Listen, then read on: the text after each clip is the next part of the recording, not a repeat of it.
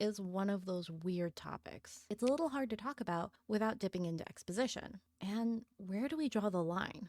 Are we world building when we simply describe a classroom? Or is fantasy required for world building to occur? What are the rules? Where do we bend them?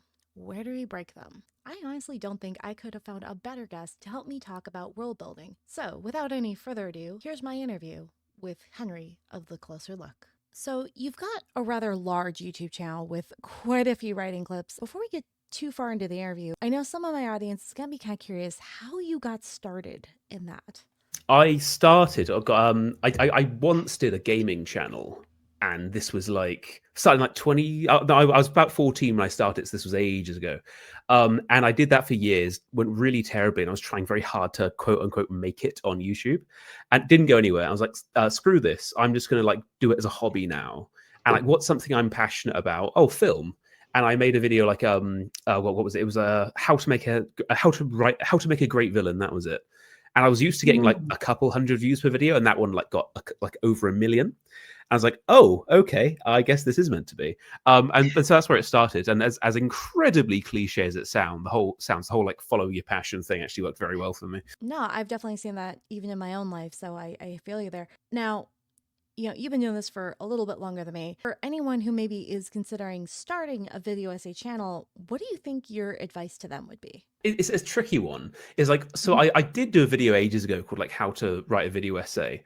And like my kind of big point is that fundamentally all video essays live and breathe on being insightful.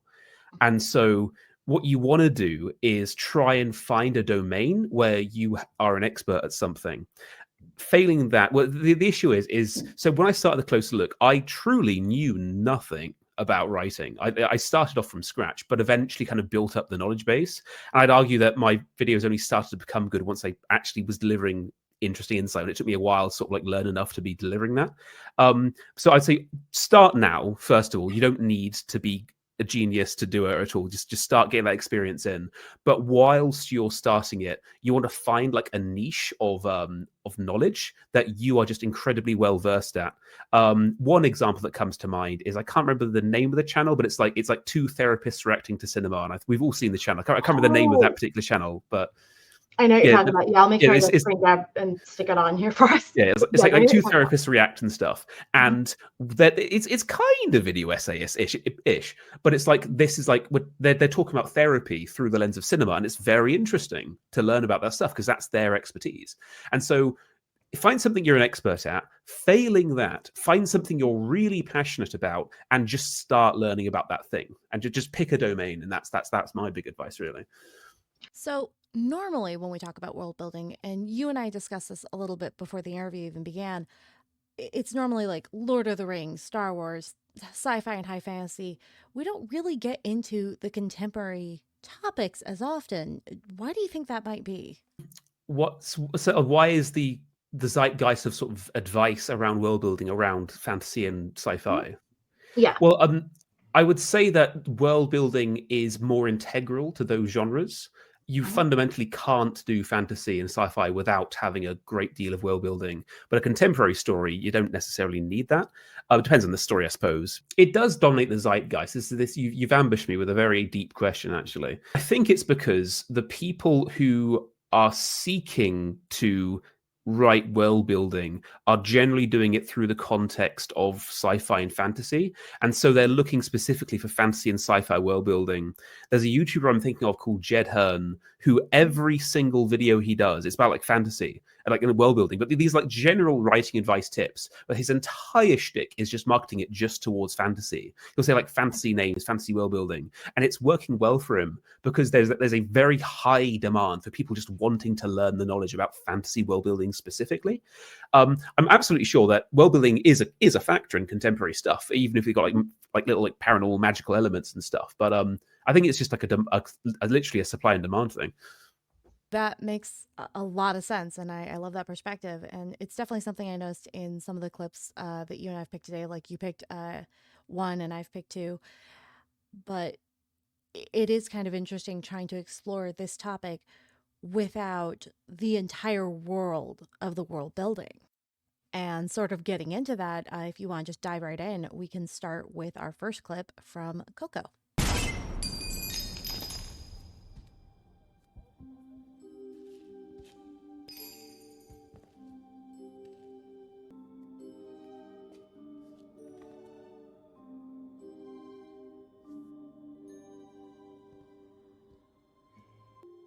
Señor de la Cruz, please don't be mad. I'm Miguel, your great-great-grandson. I need to borrow this. Our family thinks music is a curse. None of them understand, but I know you would have. You would have told me to follow my heart, to seize my moment. So, if it's all right with you, I'm gonna play in the plaza, just like you did.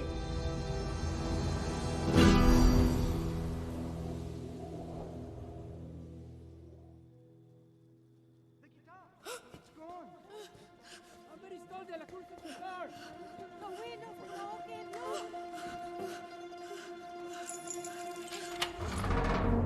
All right, who's in there? I'm sorry, it's not what it looks like. De La Cruz is my...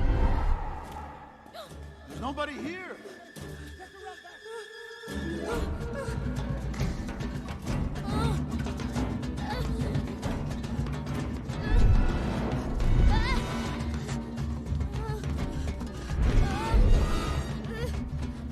Miguel! Mama!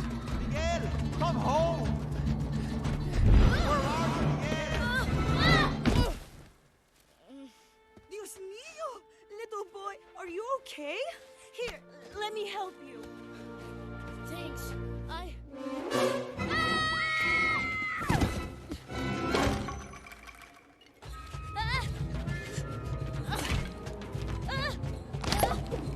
Do you mind?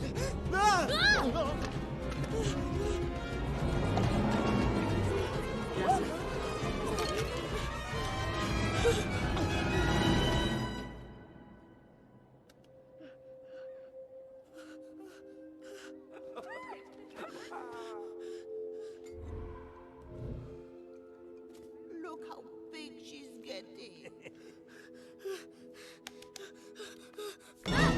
Dante? You can see me?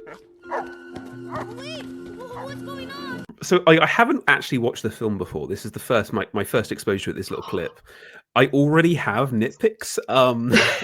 So like there's one bit. Okay, right. So there's one bit. She's a dead woman, right? She's dead, and she can only interact and see dead people, right? And then she sees what she assumes to be the ghost of a boy fall into a pit, and she reached out saying, "Are you okay?" But they're dead. Of course he's okay. He can't get hurt or anything. I don't. That's a nitpick. Sorry. But so I guess That's hilarious. So one thing I think is worth saying is especially these kinds of like Disney things like Toy Story and these ones is you're allowed one big lie, and you can very comfortably have one big lie, and as long as all of your world building is around that lie, even like tangentially, everything's okay. And it seems to be in Coco, the big lie is that the spirit ghosts exist, and that for some reason this guitar seems to be the way, like a portal, a way of like transitioning between worlds. And it seems to be all the world building is basically around that. Okay, so it looks like dogs can perceive ghosts and interact with them physically, which seems interesting. I don't know how. I guess if someone's just observing, they'll see a dog like being like lifted up if like a ghost pulls up. I don't know how that works, but that seems fine. And then there's also like a big city at the end with a bridge. Apparently, I'm sure that's explained later.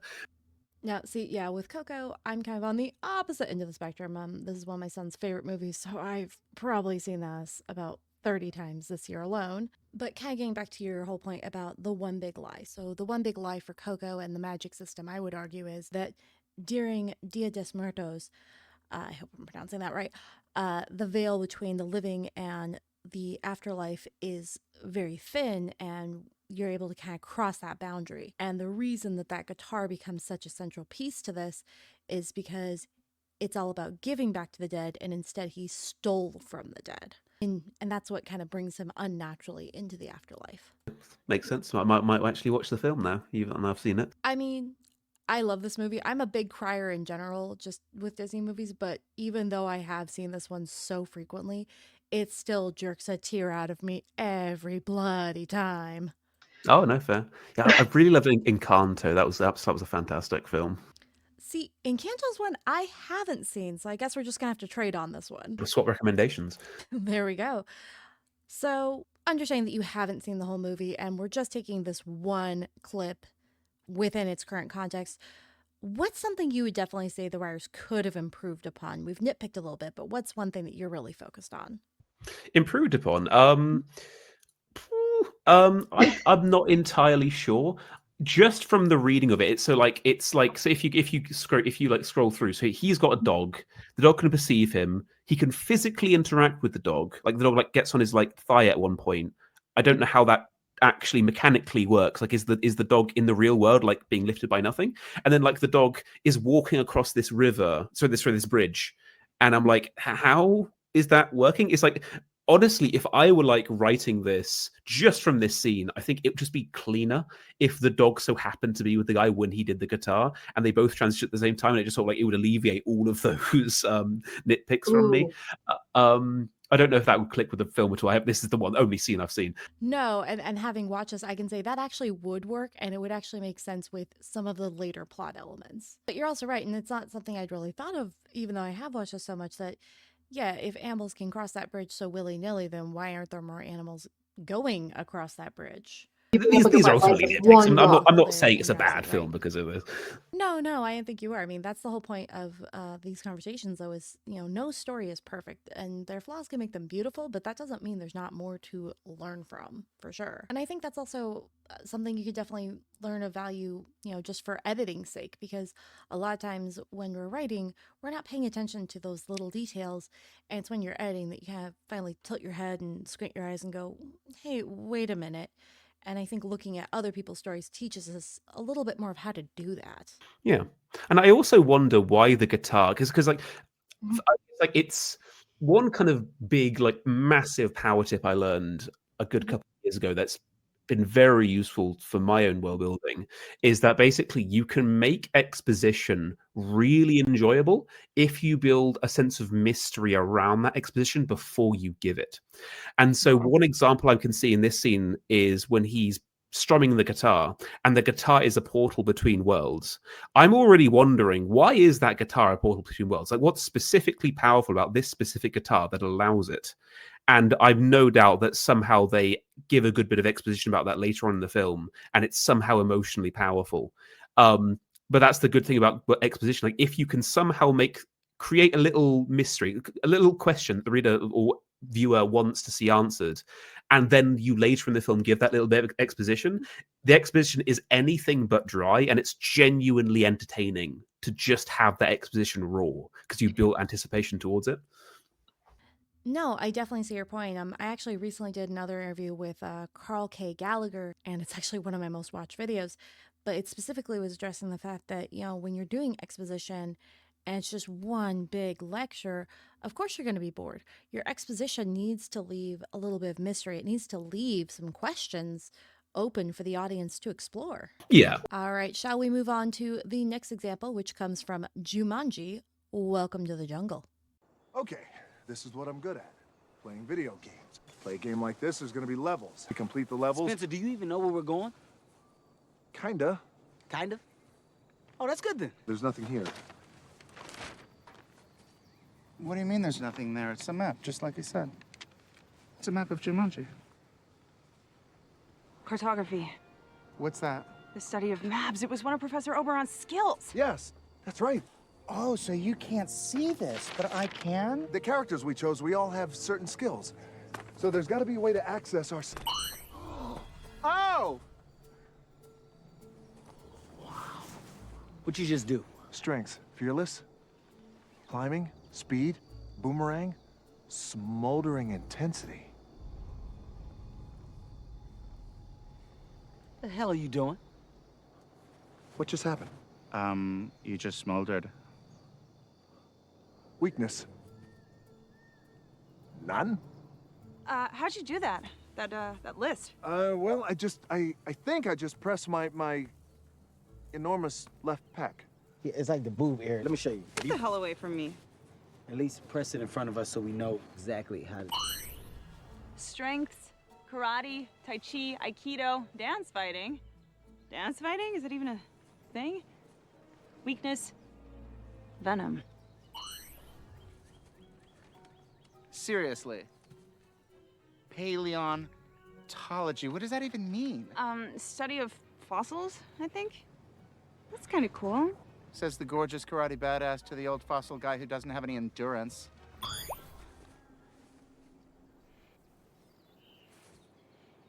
I hate this game. It's evidently like fundamentally. I don't want to call it like a parody of games, but it's basically just taking video game rules and applying them into a film. And I've seen some films do this kind of well here and there, but it's just I think Ready Player One did it kind of well. But it's the issue is that you have that gap of like, so everyone who's a gamer just intuitively gets all the gaming logic, but then you have like the audience people who just do not play games at all, and they've got to like try and catch them up to speed. And I saw like with the recent Minecraft movie, there was like honest trailers. I'd watched the honest trailers of it, and they made a very, very good point that they have so much exposition in the film about how the game works. When if they just simply said it's Lego but virtual, everyone would have got it. But they didn't need to go to that extraordinary level of exposition about how the world worked.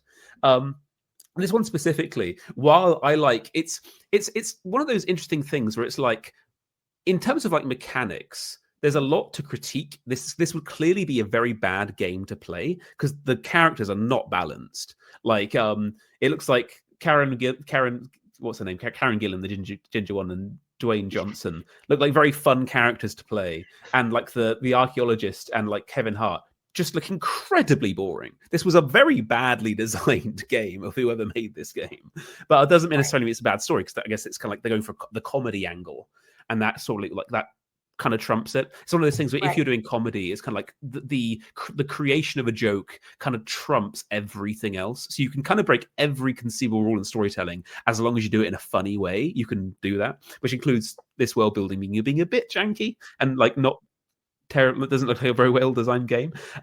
Yeah, especially if you consider the fact that he is like allergic to cake. Yes, well, it says weakness is cake, and when I first watched it, I was like, oh, so he's just incredibly addicted to cake. He just can't have enough cake. Oh no, he dies if he eats cake. Oh, okay. No, see, I'm not a big video game player. My husband and my editor, he is. But even with my very cursory knowledge, I can definitely see the point you're making. And yeah, it is a little flimsy, and it does definitely survive just purely on the fact that it made me giggle. Yeah. Now, with the understanding that this is basically a filler scene, it's meant to help people, who are not familiar with video game mechanics kind of catch up.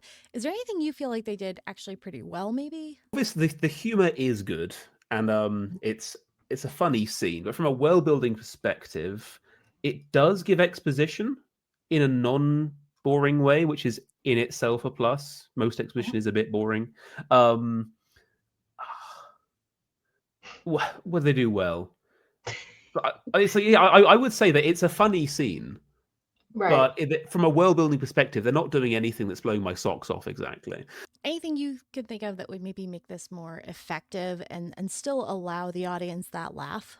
Well, it's like it's like a kind of a tricky thing. Well, like if they did make the characters more balanced in terms of like actual like a game design perspective, then it's something it would just be a less funny scene. It'd just be like, oh yeah, you're really good at this, I'm really good at this. Oh, fair enough. Let's be on our way. It's not like having the. It's like kind of like in the old idea in humor is that fundamentally every joke has a victim in a sense, and like if no one here is if no one here is looking like some kind of fool with just a really bad character, just suddenly it just becomes just a bit of a generic scene that doesn't really like move you or anything. So I mean, for what it is, for the way for the kind of movie it is, it's a great scene. So what I'm kind of gathering here is that the reason this scene works, in your opinion, really comes down to the fact that it is balancing the genre expectation with the world building and blending those two.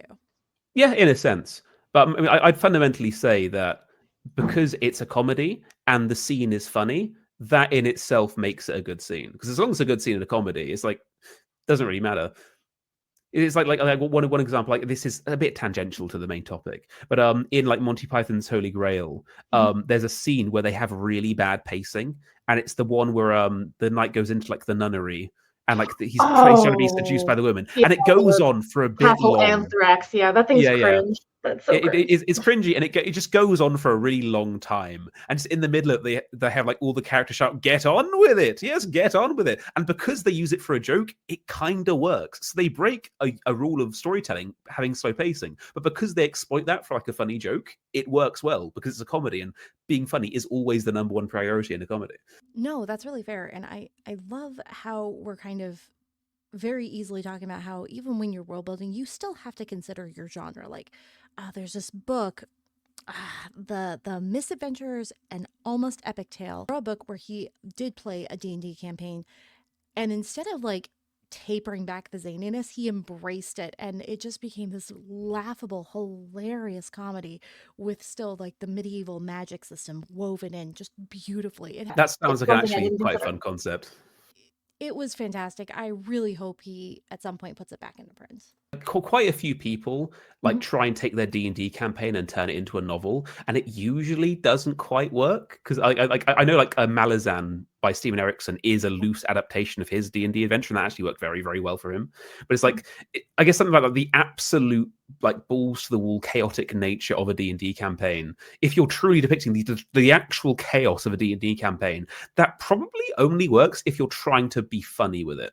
Yeah, I tend to agree. I think that you either have to embrace that insanity, or you need to be willing to do a lot of editing to pare it down to something more digestible if it's going to be a serious book. Yeah. All right. Shall we move on to the clip that you chose from The Edge of Tomorrow? I'm sorry. I'm trying to save you. We're getting slaughtered. You need to get us off this beach.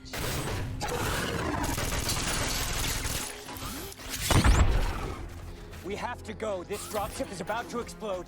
We have to go now.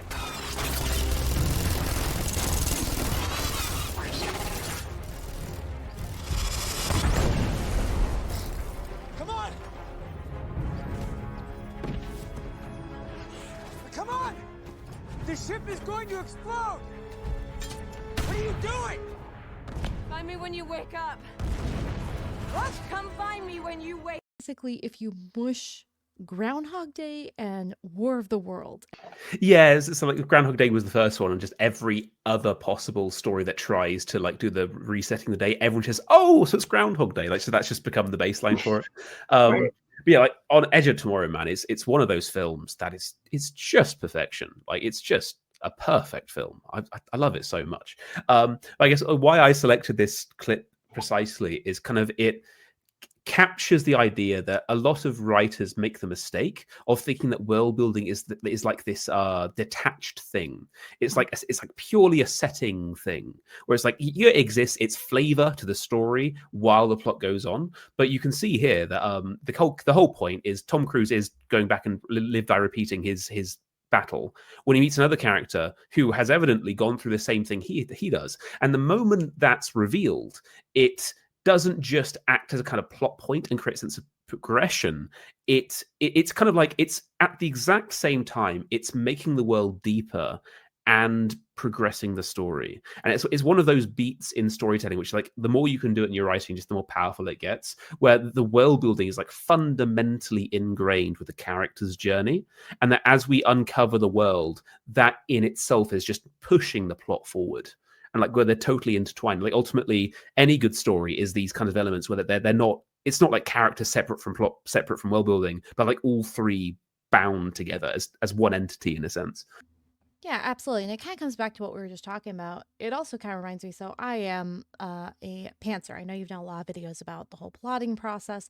I personally have to discover the entire story as I'm writing it, and for me, my world building is usually I get to a point in my story and I realize, oh, okay, if vampires are real, then that's going to impact how the legal system operates or whatever. And I have to kind of adjust as I go for what I need in the story and make sure it makes sense with the rest of what I've written. For a lot of my plotter friends, they tend to be more like, oh, I build the world and then I build the characters. And my brain just does not understand how you can merge those two back together. It doesn't fit in my head. I mean, it's different creative processes. You got to find what works for you. I would say that the whole in a perfect world, I think doing your world building before you write is the nicer way of doing it. The problem is I find that when I'm just pantsing, I just come up with interesting lore just off the top of my head, which is I enjoy that. But also, secondly, it's like when you world building, you can very easily waste years of your life doing world building. World building disease, like very well regarded thing, isn't it? Yeah. And it's like the tricky part as well is when you do the world building before you start writing, you don't quite know really how useful that's going to be towards your story. And a lot of people will do a thing where they'll do a lot of world building and they're only using like 10% of it in their actual story. And so like, I guess like I've kind of settled on a fairly pragmatic process where it's like, okay, who are the characters? What specific groups are they a part of? Let's do some very loose cursory world building around these groups and what they stand for, etc., etc. And I'm only going to expand upon it if it seems like that the story's just going down that avenue. If it needs to be relevant suddenly, then you expand it. It's like the ultimate. It's like the analogy of like the iceberg is the big one people use for world building, and like so like the iceberg that people you want to have the illusion that your world building is an iceberg where like the top above the water, everyone can see that, or they can just kind of like sense and know that there's this great deal of depth beneath it. But the really good writers can have utterly no depth beneath the waterline, but convince you that there's a lot of depth there just because of how they hint at right things above. And that's kind of like, that's definitely the most efficient way to do world building in fiction. It's definitely the most efficient way. No, I definitely see what you're saying there. And again, it kind of comes back to what we talked about in the other two examples where your world building is a form of exposition, but it should still leave some unknown variables because none of us goes through the world knowing everything. That could not have become more apparent to me until I became a parent. My son is 2 right now, and just the other day, he learned that there was this thing called a dirt clump because he picked up what he thought was a rock and got very upset when the rock broke. And it occurred to me, it's like, that's something I had to learn. We all had to learn that at some point. None of us goes through the world understanding everything about our surroundings. I've got a wacky theory that the reason why people like Sanderson-esque magic systems is because it's kind of like stretching that aspect of that muscle in the brain, for lack of a better sense, of like learning a new aspect of their world and learning a new aspect of our world. This is a strange theory. I'm not saying this is law or anything. It's a strange theory that basically fantasy and sci-fi readers have like a better ability to navigate the world and just novel things in the world because they have so much practice of it by just being exposed to world building in fiction, and it's kind of prepared their brains to be more not more pliable, be more ready. And no, I definitely see what you're saying there. It kind of allows us to be a little bit more Plato-like in our minds and accept new ideas. Now, you just said that this is a perfect movie, so I mean, do you have really any criticism to offer of this scene?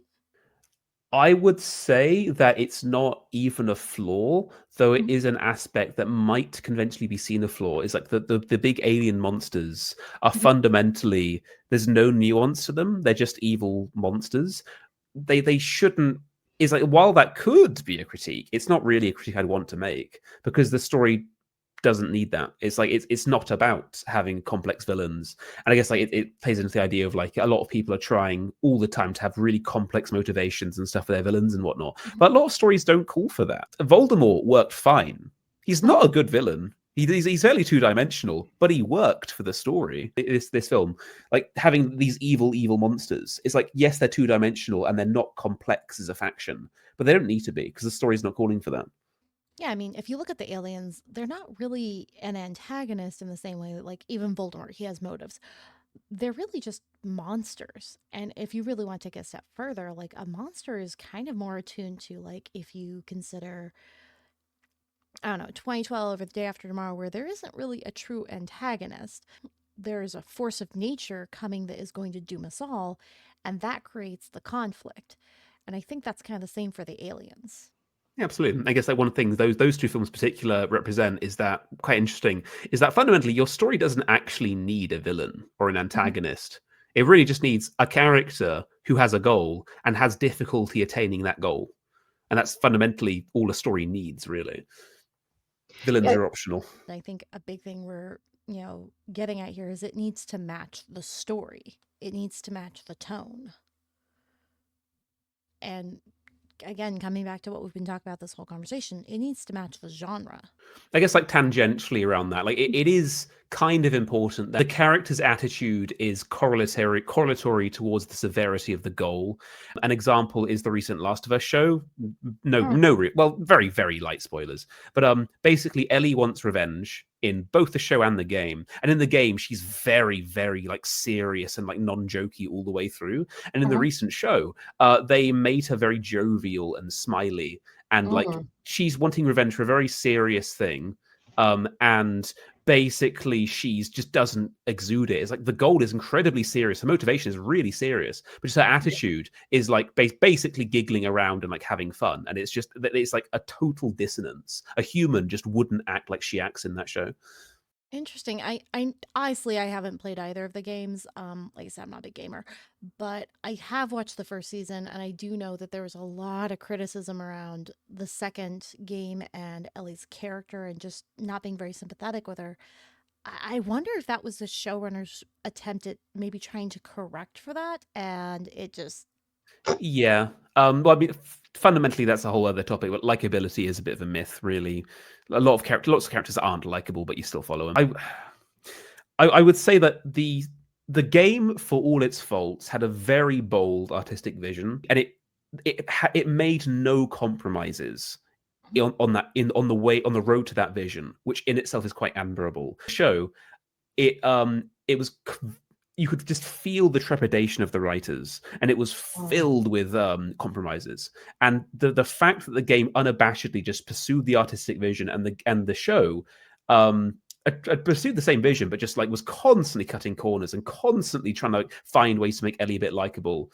But like it's like I've only watched half the season, and I don't think I'm going to finish it, to be honest, with season 2. But it's like the big criticism of that show is that it's half-assed in every way. Like they wanted to go there kind of, but they kind of had like they dragged their heels, and it kind of pleases nobody really. Yeah, I was gonna say it kind of sounds like the old adage, if we're gonna talk cliches, if you try to please everybody, you will please no one. It's like I've been writing a lot of novels behind the scenes, and none have been quite good enough to publish. But I kind of had a breakthrough about a month ago where I was writing a scene. I was like, this scene is really weird. People are going to like not like but just a very strange, weird scene. And people are going to like not like this scene. Like, oh, hold on a second. I should lean into the weirdness. I should get like wacky as hell. Because like, it's better to have your shtick as an artist and lean heavily into that shtick as opposed to like censoring yourself in these ways. And it's one of those things I've just like seen actually, that often it's when artists are totally unafraid of backlash. That is when they make their most interesting art.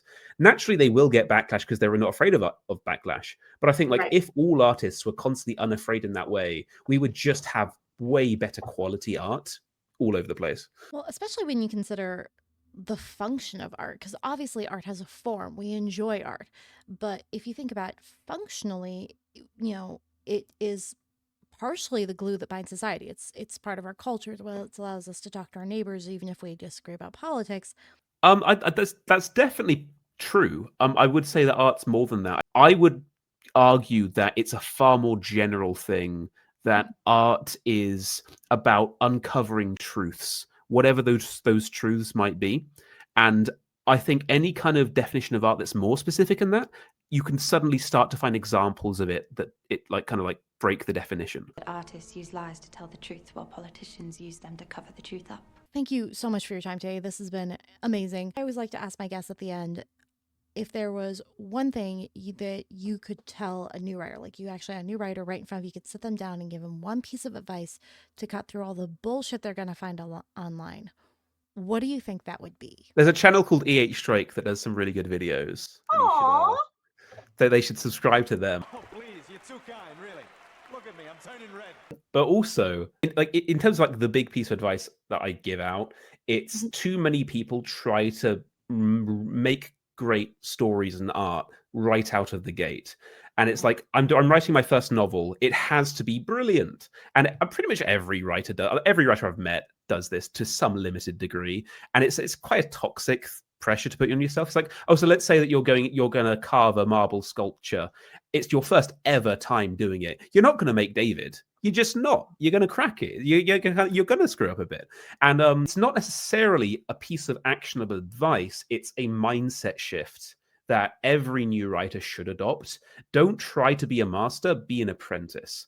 You need to spend many years like just really just trying, failing, taking on hard challenges that you know you're not going to be able to complete that challenge successfully, but you're going to learn a lot doing it. And what you will find is that if you truly embrace that mentality, you will reach a point where you're writing professional quality fiction faster than if you made the mistake of trying to endlessly revise your first story because you're like it has to be perfect and that kind of stuff. I would say that I made that mistake when I started. I would be like a year deeper into my development as a writer if I hadn't have made that folly with my mindset. So that's my big piece of advice. I agree with you. Something I told a friend when I first printed off the manuscript for my debut novel, Blood Herring. I called a writer friend and I was like, oh my God, I just printed off my first book and it's so warm because this is probably the biggest pile of shit. It's okay, everyone. I love the book that I put out there, but that is what editing is for. The first draft isn't meant to be perfect, and the final draft won't be perfect either. And also, bonus tip, feedback is utterly vital.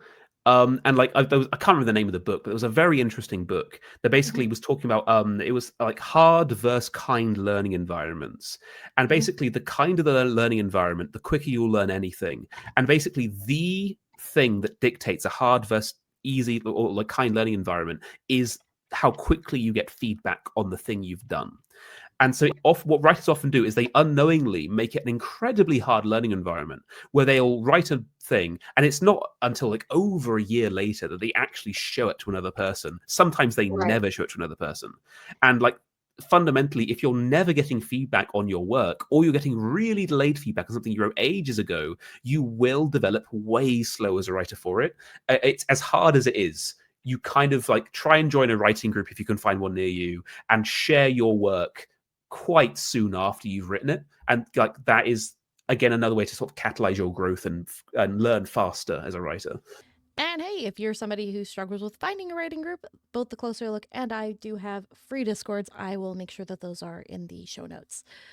Speaking of which, would you be kind enough to tell everyone where they can find you? Dude, I'm not gonna say my home address, but yeah. No. Come on, you knew what I meant. Well, funnily, there is a channel called The Closer Look, and they make okay video essays. You can watch them there. Oh, hell no. You're going to sit there and plug my channel and be a total sweetheart and not admit that you've got a great channel? No. He makes amazing video essays over on The Closer Look. You should absolutely go subscribe if you somehow found me, but not him.